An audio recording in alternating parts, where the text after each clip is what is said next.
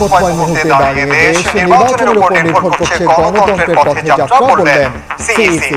Vote সুষ্ঠু করতে দল বাহিনী সহ সবার সহযোগিতা প্রত্যাশা। সনদ বাস্তবায়ন প্রক্রিয়া নিয়ে চলছে তুমুল আলোচনা সমালোচনা। নোট অফ ডিসেন্ট বাদ দেওয়াকে জনগণের সঙ্গে প্রতারণা বলছে বিএনপি, আর জাতীয় নির্বাচনের আগেই গণভোটের দাবি জামায়াতের। এসব কারণে জাতীয় নির্বাচন পিছিয়ে যাওয়ার শঙ্কার কথাও বলছেন রাজনীতিকরা।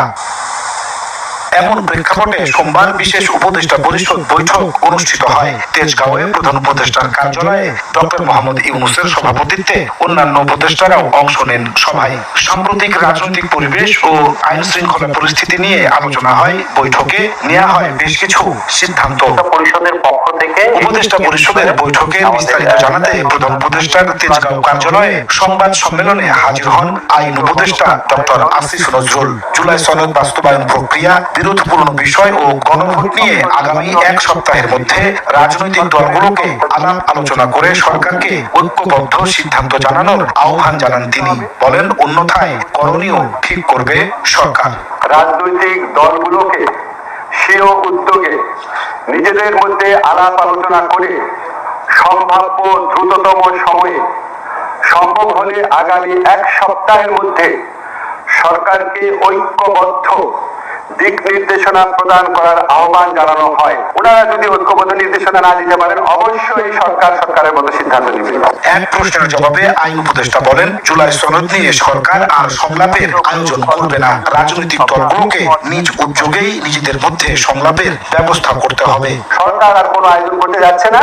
এই রাজনৈতিক দলগুলো, যারা ফ্যাসিবাদ বিরোধী রাজনৈতিক দলগুলো আছে, ওনারা 15 বছর নিজেরা আলোচনা করে বহু গুরুত্বপূর্ণ সিদ্ধান্ত নিয়েছেন। ওনারা সেই উদ্যোগে নিজেরা আলোচনা করে আমাদেরকে একটা ঐক্যবদ্ধ নির্দেশনা দিবেন, এই প্রত্যাশা করছি। অল্প সময়ের মধ্যেই জুলাই সনদ বাস্তবায়ন নিয়ে রাজনৈতিক দলগুলো কার্যকর উদ্যোগ নেবে বলে প্রত্যাশা উপদেষ্টা পরিষদের। হয়েছে তা আপনাদের লিখিতভাবে আমি জানাবো। গণভোটের দাবিতে গত সেপ্টেম্বর থেকে রাজপথে সরব জামায়াতে ইসলামী, ইসলামী আন্দোলন সহ 8টি রাজনৈতিক দল। 4 ধাপে সারা দেশে কর্মসূচি পালন করে জাতীয় নির্বাচনের আগে চলতি মাসেই গণভোটের দাবি জানায় তারা।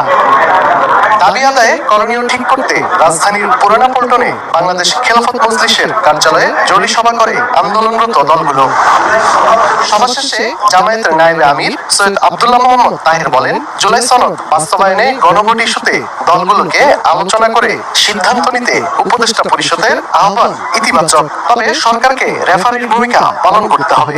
গতকালকেই একটা আলোচনার আহ্বান করেছিলাম দলগুলোর ভিতরে। আজকের উপদেষ্টা পরিষদ সেরকম একটি আহ্বানই সকল দলের কাছে জানিয়েছে।